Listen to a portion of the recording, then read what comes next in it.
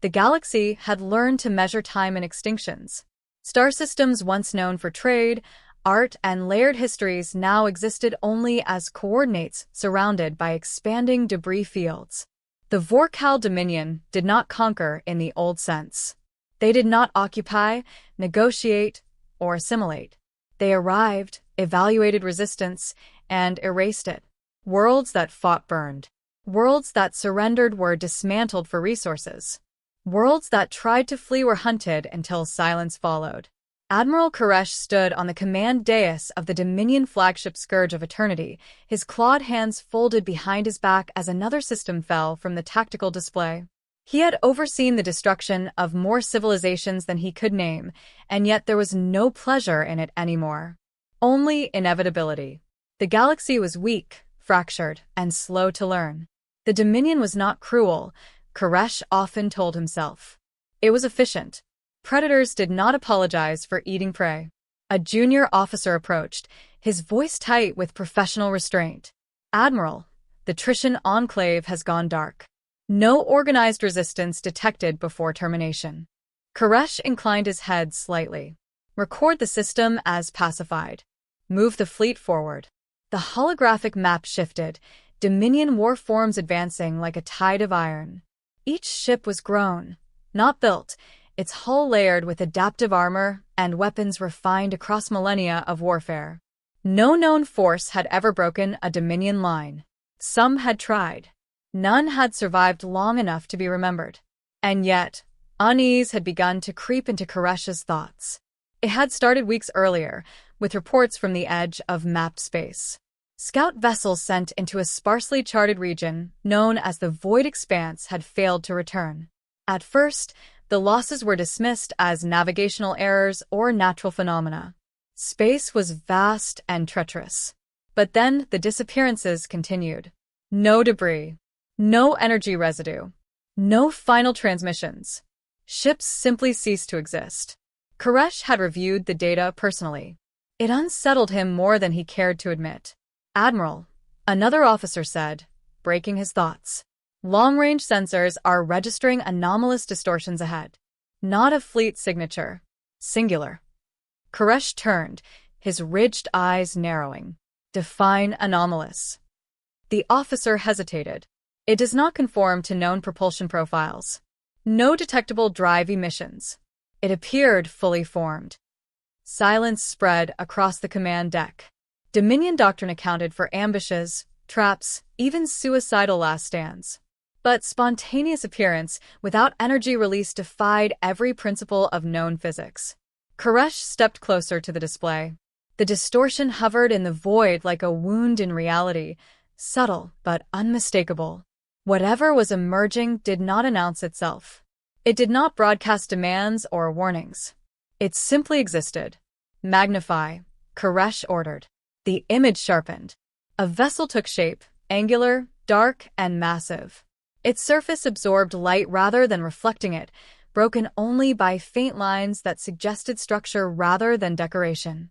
There were no visible weapon ports, no insignia, no energy flares. The ship looked less like a machine and more like a verdict given form. Species identification? Koresh asked. Unknown, the sensor officer replied, cross-referencing historical archives. Koresh felt something unfamiliar tighten in his chest. Not fear. He had faced extinction-level battles without hesitation, but recognition. A memory dredged from old campaigns and older records, half dismissed as myth. Access pre-Dominion archives, he said. Search for references to void-capable entities. Soul-related data. The officer complied, mandibles twitching as data scrolled. His eyes widened. Admiral, there are warnings. Fragmentary records from before the first Dominion expansion. Koresh watched as ancient symbols resolved into translated text. Do not pursue beyond the void line. They withdrew, not fell. If they return, submission will not save you. Koresh straightened slowly. Identify the authors, he demanded. Multiple extinct civilizations, the officer answered. The references point to a single species designation, human. The word echoed across the bridge, strange and heavy. Humans. Koresh had encountered the name only once before, centuries ago, during his early command. A minor power on the galactic fringe, technologically promising but politically naive. The Dominion had marked their territory for future absorption. When the fleets arrived, however, they found nothing. Empty systems, scuttled stations, abandoned colonies. Humanity had vanished without a battle. At the time, it had been considered a victory without cost. Now, Koresh wondered what kind of species could erase itself so completely, and why. "Admiral," the tactical officer said, his voice strained. "The vessel is transmitting." Koresh nodded. "Put it through." The bridge speakers activated. For a moment, there was only silence. Then a voice emerged, calm, measured, unmistakably sentient. "This is Captain Elias Rourke of the human warship Judgment of Terra," the voice said. "You are operating in restricted space." Koresh felt the full attention of the bridge settle on him. He stepped forward, projecting authority born of centuries of conquest. "This region belongs to the Vorkal Dominion," he replied. "Identify your intent or be destroyed." There was a pause, not of uncertainty, but of consideration. "You misunderstand," Rourke said evenly. "We are not here to claim territory." Koresh's eyes narrowed. "Then why reveal yourself at all?" Another pause. Shorter this time.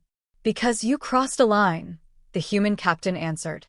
"And because the galaxy needs to remember why we drew it." The channel closed. Before Koresh could issue another command, the sensor screamed. The human vessel did not power weapons. It did not maneuver. Space around it simply shifted. A Dominion battleship at the edge of the formation vanished. No explosion, no warning, no trace. One moment it existed. The next it did not. Koresh stared at the empty space where a war form worth 1,000 worlds had been erased. For the first time in his long, violent life, Admiral Koresh understood a truth he had never needed before. The Dominion was no longer the apex predator. And whatever humanity had become in the darkness beyond the void, it had returned, not to conquer, but to end something.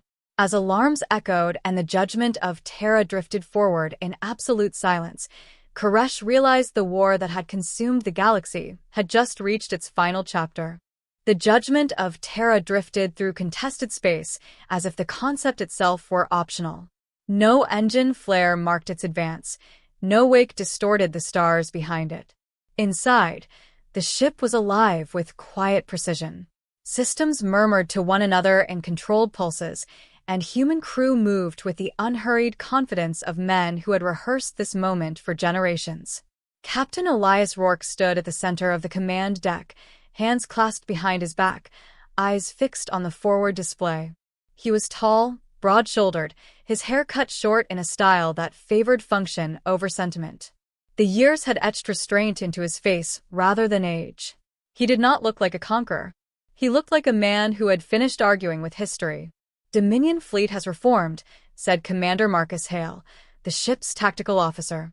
"They're spreading into a kill lattice. Standard encirclement doctrine." Rourke nodded once. "They're afraid of blind spots." Hale allowed himself a thin smile. "They should be." Around them, officers monitored streams of data that would have overwhelmed any other species' cognition. Human neural interfaces filtered the chaos, presenting only what mattered. Distances, probabilities, outcomes. Not one display suggested urgency. The judgment had entered heavier battles than this, while its crew slept. "Any response to our transmission?" Rourke asked. "No," Hale replied. "They're buying time, or convincing themselves this is still winnable." Rourke exhaled slowly. He remembered when humans still believed that, too. Long before the void. The memories surfaced unbidden. The first human envoy ship torn apart after answering a false distress signal, the Dominion's initial probe disguised as diplomacy.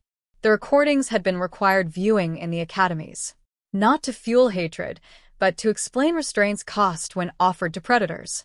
"Status of engagement protocols?" Rourke asked. "Green across all tiers," Hale said. "Containment fields primed. Causality anchors stable. We're ready." Rourke turned his gaze to a secondary display where a simplified model of the Dominion fleet pulsed in hostile crimson. Thousands of vessels, each one capable of annihilating a planetary population. Each one built on the assumption that fear was universal. "They don't understand why we waited," Lieutenant Aaron Voss said from navigation. "They think withdrawal means weakness." Rourke finally allowed a hint of expression, something close to regret. "We waited because escalation favors the patient, and because we wanted to be certain." "Certain of what?" Voss asked. "That there would be no alternative," Rourke replied. Outside, the Dominion fleet completed its formation. Energy signatures flared as weapons charged, the void briefly illuminated by the promise of overwhelming force. Admiral Koresh watched from his flagship, confidence hardening back into place. One ship, no matter how strange, could not alter the balance of an entire war. He gave the order. Space ruptured with fire. Lances of exotic energy crossed the distance in seconds, enough power to shatter moons. They struck the region where the judgment of Terra drifted, and bent, not deflected, not absorbed. The beams curved, sliding around an invisible boundary, their trajectories rewritten by fields the Dominion could not perceive, let alone counter. Before Koresh could comprehend the readings, the human ship responded. There was no recoil, no visible discharge. A ripple passed through space like a breath held too long and finally released. 5 Dominion cruisers folded inward, their structural integrity collapsing as gravity reversed direction. Hulls imploded, then vanished, reduced to particles stripped of meaning. Panic surged across the Dominion command channels. Koresh felt it ripple through his bridge like static. "Return fire," he barked. "All vessels. Target the human ship's center mass." They obeyed. It did not matter. Within the judgment, Hale tracked the carnage with professional detachment. Enemy losses escalating. They're attempting adaptive modulation, but their learning curve is too slow. "Of course it is," Rourke said. "They've never fought something that studies faster than it kills." Another Dominion capital ship disappeared, this one bisected by a localized time-shear that aged half its structure into dust while the rest remained frozen, unable to comprehend its own destruction. Voss swallowed. "Sir, they're hailing us again." Rourke considered for a moment, then nodded. "Open channel." Koresh's image appeared, his composure strained but intact. "Human captain," he said. "This engagement has exceeded acceptable loss parameters. State your terms." Rourke met the alien's gaze without animosity. "You don't have any." Koresh bristled. "No empire rules forever. You will exhaust yourselves." "We already did," Rourke replied quietly. "A long time ago." He cut the channel. The judgment of Terra advanced another fraction of a degree, and the Dominion line broke. Ships collided in their attempt to flee, formations unraveling as command cohesion collapsed. For the first time in recorded galactic history, the Vorkal Dominion was not advancing. It was retreating. Rourke watched the data settle into a single, inevitable conclusion. "Prepare the final demonstration," he said. Hale's eyes flicked to him. "That will end the battle." "Yes," Rourke answered. "But not the lesson." As the crew moved to comply, the human warship began to draw energy from dimensions the Dominion had never known existed. Space tightened, stars dimmed, and every surviving alien sensor screamed in protest. Far across the battlefield, Koresh stared into the dark and realized the truth too late. This was not a skirmish. It was a statement. And it was not finished yet. The Dominion fleet ceased to function as a unified force within minutes. From the command deck of the Scourge of Eternity, Admiral Koresh watched symbols scatter across the tactical display, formations dissolving into erratic vectors as captains abandoned doctrine in favor of survival. Orders overlapped, countermanded, and vanished into static. For a civilization that had mastered conquest through absolute control, chaos was a foreign language, and the Dominion spoke it poorly. "Stabilize the line," Koresh commanded, though even as he spoke, he understood the futility. "Re-establish targeting priority. Ignore losses." The response came fragmented, voices sharp with panic they could no longer suppress. Their weapons struck nothing that mattered. Their shields failed against forces that did not acknowledge them. Every principle of warfare the Dominion had refined across epochs unraveled in the presence of a single, silent adversary. At the center of it all, the judgment of Terra remained motionless. Captain Elias Rourke stood unmoving as data flowed around him, his expression unchanged by the scale of destruction unfolding beyond the hull. To him, the battle had already resolved itself. What remained was execution, and even that was proceeding faster than anticipated. Enemy cognition collapse confirmed, Commander Hale reported. They're attempting to disengage across multiple vectors. Rourke nodded. Contain them. The ship responded instantly. Space itself obeyed. Invisible boundaries formed around the retreating Dominion vessels, compressing escape corridors into shrinking corridors of inevitability. Ships slammed into fields they could neither see nor breach. Some tore themselves apart under their own momentum. Others simply stopped, arrested by forces that canceled inertia as casually as breathing. Lieutenant Voss stared at the displays, his voice barely steady. Sir, they're broadcasting distress calls on every known frequency. Not just to us. To anyone. Let them, Rourke said. The galaxy should witness this. Across light years, the message propagated. Civilizations that had hidden, surrendered, or awaited extinction turned their sensors toward the battlefield. They watched as the Dominion, unstoppable, eternal, was dismantled with surgical indifference. Koresh felt the weight of those unseen eyes as keenly as the loss of his fleet. His worldview, forged in endless victory, cracked under the realization that strength alone had never guaranteed dominance. It had only delayed accountability. Human Captain, Koresh transmitted again, abandoning protocol. You have demonstrated superiority. End this, and the Dominion will withdraw. We will cede systems. Offer tribute. The reply came without delay. You misunderstand our purpose, Rourke said, his voice carrying no triumph. We did not come to negotiate borders. Another wave passed through space. This time, the judgment targeted command and coordination. Dominion flagships vanished one by one. Not destroyed but erased, their presence removed so completely that even memory struggled to account for the absence. Entire battle groups lost leadership in the span of a heartbeat.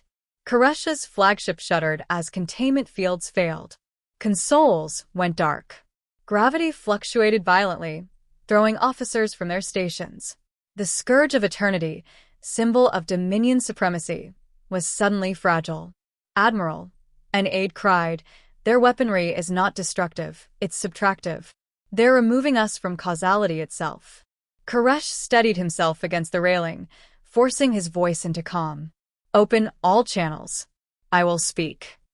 The human captain appeared once more, his image steady despite the violence engulfing Koresh's bridge. We were explorers once, Koresh said, his tone stripped of arrogance. We built empires because we believed the universe rewarded strength. If we are guilty, then judge us. But do not erase us. For the first time, Rourke's gaze softened, not with mercy, but with finality. You mistook dominance for inevitability, he replied, and extinction for consequence. He gestured subtly. Space folded inward around the scourge of eternity. Not crushing, not tearing, simply closing. Systems shut down as if time itself were losing interest. Koresh felt the ship slipping, reality loosening its grip, and in that moment of clarity, he understood the terror his fleets had inflicted across the stars. The scourge vanished. Silence followed, vast and absolute. Across the battlefield, remaining Dominion vessels drifted powerless, their weapons inert, their drives unresponsive. The war, as it had been known, was over. What remained was an aftermath measured not in wreckage, but in the absence of resistance. On the judgment of Terra, the crew stood quietly as the final data confirmed what they already knew. Enemy command structure eliminated, Hale said. Hostilities have ceased. Rourke closed his eyes for a brief moment. Not in relief, but in acknowledgement. Begin transmission. A signal burst from the human warship, amplified across every relay the Dominion had once controlled. It carried no encryption, no threat, no flourish. Just a single message, spoken in a voice that did not need to be loud to be heard. To all who are listening, Rourke said, this war is finished. The judgment powered down its weapons, the pressure in space easing as natural laws reasserted themselves. Stars brightened. Distance returned meaning. Yet no one who witnessed the battle believed the danger had passed.